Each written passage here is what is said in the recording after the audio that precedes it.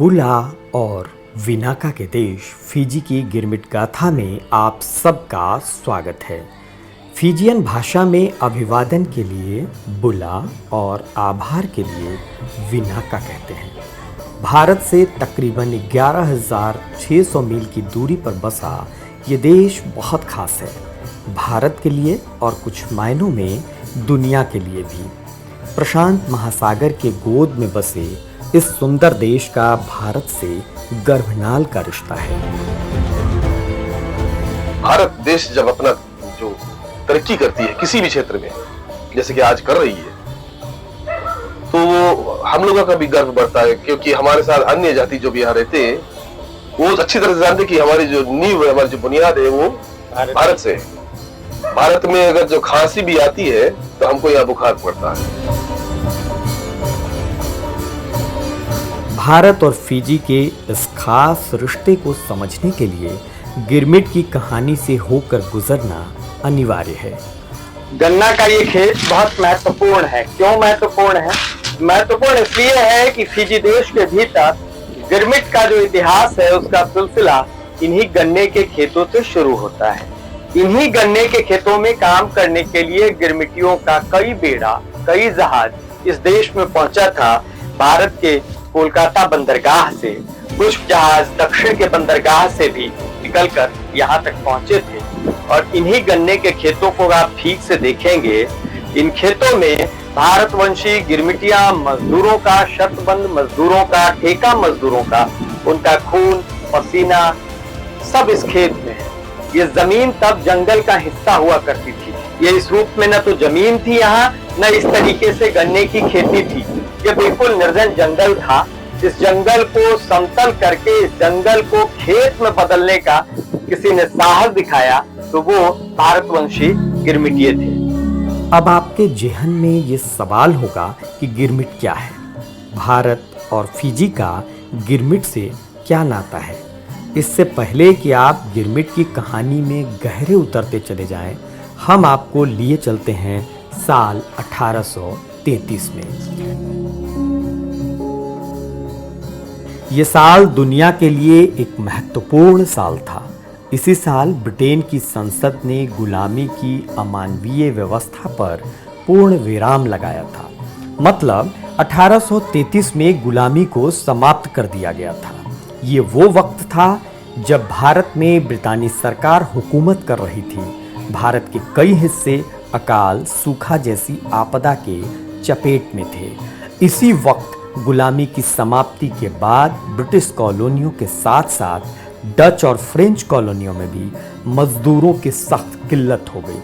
सभी प्लांटर मजदूरों की आपूर्ति और गुलामी की नई व्यवस्था की चाहत लिए गोरी हुकूमत पर मजदूरों की उपलब्धता के लिए दबाव बनाने लगे।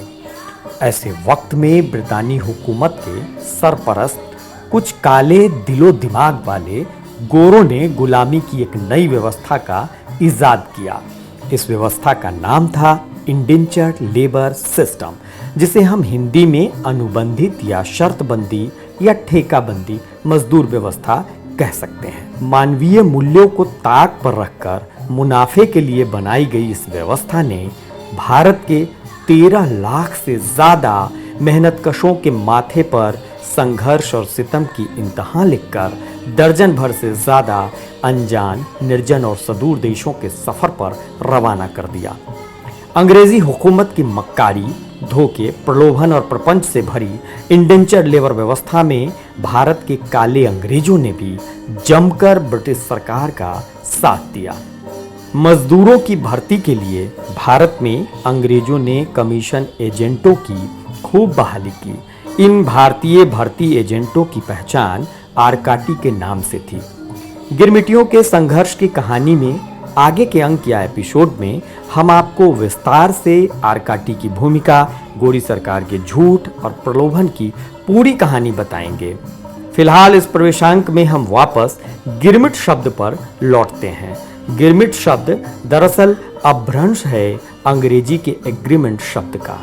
भारत के गांव देहात से भर्ती डिपो, बंदरगाह और शुरुआती दिनों में पाल के जल जहाज और बाद के दिनों में इंजन वाले जल जहाज तक पहुंचा दिए गए। लोग एग्रीमेंट शब्द को बोलने में सहज नहीं थे। उन लोगों ने एग्रीमेंट को गिरमिट कहना शुरू किया। जिन्होंने गिरमिट पर अंगूठा लगाया या गिरमिट पर दस्तखत किया वो गिरमिटिये कहे गए। जल जहाज की यात्रा में गिरमिटिये मेहनत कशों ने अपने सहयात्रियों को जहाजी भाई या जहाजी बहन का संबोधन दिया। आगे यही जहाजी जब अपने मंजिल तक पहुंचे तो श्रमवीरों के प्रति नस्लीय हकारत और नफरत से भरे गोरों ने इन्हें कूली कहना शुरू किया। फिजी देश के भीतर गिरमिटियों का पहला दल साल 1879 में मई की 14 तारीख को पहुंचा था। लियोनिदास नाम के पाल के जल जहाज ने पहली मर्तबा भारत के कोलकाता बंदरगाह से 3 मार्च 1879 को फिजी के लिए यात्रा शुरू की थी। लियोनिदास पर सवार 452 जहाजियों ने 70 दिनों की मुश्किलों और तकलीफ़ों से भरी यात्रा के बाद फिजी के तट पर अपना पहला कदम रखा था। साल 1879 से साल 1916 के बीच 37 सालों में 40 जहाज़ों और 87 फेरों के जरिए तकरीबन 60,550 से ज़्यादा भारतवंशी गिरमिटिये फिजी पहुंचा दिए गए। फिजी में गिरमिटिये मजदूरों को लाने का जो सिलसिला लियोनिदास के जरिए 14 मई 1879 को शुरू हुआ था, वो सिलसिला 11 नवंबर 1916 में थमा। भारत से फिजी में गिरमिटियों को लेकर जाने वाला आखिरी जल जहाज SS सतलुज था। फिजी के गिरमिट कालखंड पर बात करते समय गिरमिट के संपूर्ण कालखंड और कॉलोनियों की बुनियादी जानकारी भी जरूरी है। भारतीय गिरमिटिया मजदूरों का पहला जहाज साल 1834 में भारत से निकला था। एटलस नाम का पाल का यह जल जहाज भारत के कोलकाता बंदरगाह से मॉरिशस के पोर्ट लुइस बंदरगाह के लिए रवाना हुआ था।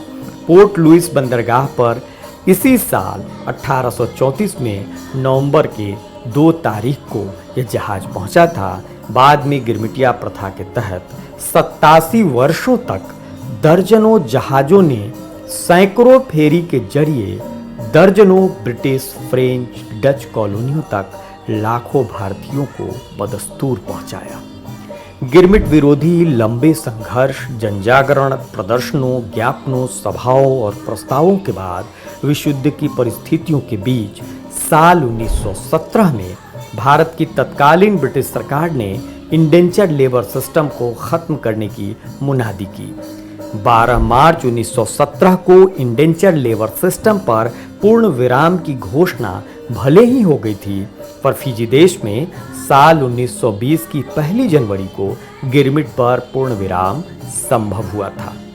फिजी देश में गिरमिटिये पुरखों के पहले आगमन के उपलक्ष्य में यहाँ की सरकार हर साल मई की 14 तारीख को देशव्यापी गिरमिट स्मरण दिवस मनाती है। इस अवसर पर राष्ट्रीय अवकाश भी रहता है।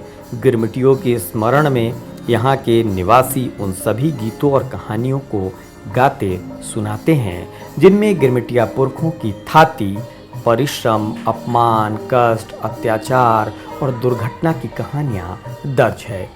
फिजी देश में गिरमिट की कहानी दुखांत से शुरू हुई थी, पर इस कहानी में सुखांत और उपलब्धियों के भी कई किस्से दर्ज हैं। भारतवंशी गिरमिटियों के इस देश में कूली से कुलीन होने और सर्वेंट से गवर्नमेंट हो जाने तक की कई कहानियां हैं। हम इन कहानियों के किरदारों से भी आपका तारुफ कराएंगे, पर आगे के अंक में। फिलहाल इतना समझ लीजिए, ये देश विदेशिया और बटोहिया का देश है। मुझे मालूम है ये वीडियो लंबा खिंच रहा है, पर यह पहला वीडियो है। इस वीडियो में थोड़ी अधिक विस्तार से बातें आपसे साझा करना ज़रूरी है, इसीलिए इसकी अवधि थोड़ी बढ़ रही है। आगे की वीडियो में हम अवधि को कम रखेंगे। बहरहाल आगे बढ़ते हैं। इस देश की धड़कन में, फिजी की धड़कन में भारत है। यहाँ के राग और साज में भारत है। यहाँ के शिक्षण और जीवन में भारत है। फिजी उन बटोहियों का देश है जो जड़ों से उजरे और हजारों मील दूर जाकर भी जड़ों समेत ऐसे जमे उसकी पीढ़ियों के बदलने के बाद भी संस्कार, परंपरा और सांस्कृतिक पहचान की जड़ें आज भी जीवंत और मजबूत हैं। बटोहियों का यह देश जो साल 1970 में अक्टूबर की 10 तारीख को स्वतंत्र हुआ था, आज इस देश में दुनिया भर से पर्यटकों का तांता लगा रहता है।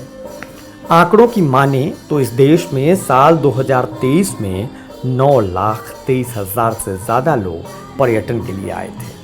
आप इस देश में घूमने की जगह तलाशेंगे तो दर्जनों लोकप्रिय पर्यटन स्थल का विकल्प आपके सामने होगा, पर दुर्भाग्य से इस देश में अगर आप पर्यटन के लिहाज से गिरमिट इतिहास के स्थानों पर जानना चाहेंगे, वहां जाना चाहेंगे, तो उसको लेकर कोई भी चर्चित अथवा व्यवस्थित विकल्प आपको नहीं मिल पाएगा। मेरी कोशिश फिजी में गिरमिट से जुड़े स्थानों को देखने की थी। कुछ स्थानों को ढूंढने और देखने में मुझे कामयाबी मिली। इन स्थानों से जुड़ी गिरमिट की कहानी हम आप तक भी विस्तार से पहुंचाएंगे आगे के एपिसोड में। फिजी भारतवंशी विदेशियों का वो देश है जिसके कण कण में गिरमिट की अगणित कहानियां, निशानियां मौजूद है। वैसे तो फिजी देश के अस्तित्व को पुरातात्विक और भाषिक अभिलेख 3500 साल पुराना बताते हैं, पर आप इस वक्त अपनी स्क्रीन पर जिस फिजी को देख पा रहे हैं, इस फिजी को गिरमिटियों और बहुत हद तक उनकी पीढ़ियों ने भी अपने आंसू, पसीने और लहू के कतरों से सींचा है। फिजी द्वीप अगर प्रशांत का फिरदौस है ना, तो यकीन मानिए इसे गिरमिटियों ने अपने श्रम त्याग से सजाया और संवारा है। यहाँ के जंगलों और पहाड़ों को काटकर समतल और उपजाऊ जमीन तैयार करने वाले, सुंदर समुद्री तटों से लेकर सड़कों, पटरियों और बंदरगाह तक बनाने वाले परिश्रमी हाथ और पांव गिरमिटियों के थे। फिजी की इमारतें समंदर के किनारे, गांव, देहात, शहर, कस्बा, खेत, मिल, कल और कारखाने, बाजार, देहात, जहां भी आप देखेंगे, बुनियाद से आसमान तक हर हिस्से में गिरमिटियों के मेहनत और संघर्ष की गवाही है। फिजी गिरमिट डायरी के इस अंक में कुछ सवाल भी हैं जो शायद इस वक्त आपके जेहन में भी उमड़ घुमड़ रहा होगा। फिजी देश में गिरमिट का दौर कैसा था? गिरमिटियों का संघर्ष कैसा था? गिरमिटियों के साथ क्या क्या हुआ? गिरमिट खत्म होने के बाद गिरमिटियों के साथ क्या क्या हुआ? गिरमिटियों की पीढ़ियाँ जिनकी पहचान अब इंडो फिजियन की है, उन्हें इस देश ने क्या कुछ दिया, वो इस देश को क्या कुछ दे रहे हैं, और भारतवंशी गिरमिटियों की मौजूदा पीढ़ी इस देश में अब किस रूप में है, सर्वेंट से गवर्नमेंट तक का सफ़र कैसे पूरा हुआ, इस देश के भीतर मौजूदा परिस्थितियाँ क्या है, यहाँ की चुनौतियाँ क्या है, और सबसे महत्वपूर्ण इस देश में गिरमिट के दिनों की महत्वपूर्ण निशानियाँ आज भी कहाँ कहाँ किस रूप में मौजूद है। इन सारे सवालों पर हम विस्तार से वीडियो के ज़रिए सब कुछ बताएंगे, सब दिखाएंगे इसी रोशनदान के ज़रिए आने वाले अंकों एपिसोड में। तब तक के लिए दीजिए इजाज़त, और एक गुजारिश है आपसे, फिजी गिरमिट डायरी का ये अंक आपको कैसा लगा कमेंट सेक्शन में ज़रूर बताइएगा। कहानियों, किस्सों के सफ़र में अगर आप आगे भी हमारे साथ रहना चाहते हैं तो इस चैनल को सब्सक्राइब ज़रूर कर लीजिए। अगर वीडियो पसंद आया हो तो अपना समर्थन लाइक के ज़रिए दीजिए, और इस वीडियो को अपने दोस्तों और परिजनों के साथ शेयर करना बिल्कुल मत भूलिएगा। संभव है उन्हें भी यह वीडियो पसंद आ जाए। यहाँ आने और इस वीडियो को समय निकाल कर देखने के लिए आपका बहुत बहुत आभार। आप अपना और अपनों का खूब ख्याल रखिए। फिर मिलते हैं नए वीडियो के साथ, नए अंक एपिसोड में। शुक्रिया, धन्यवाद।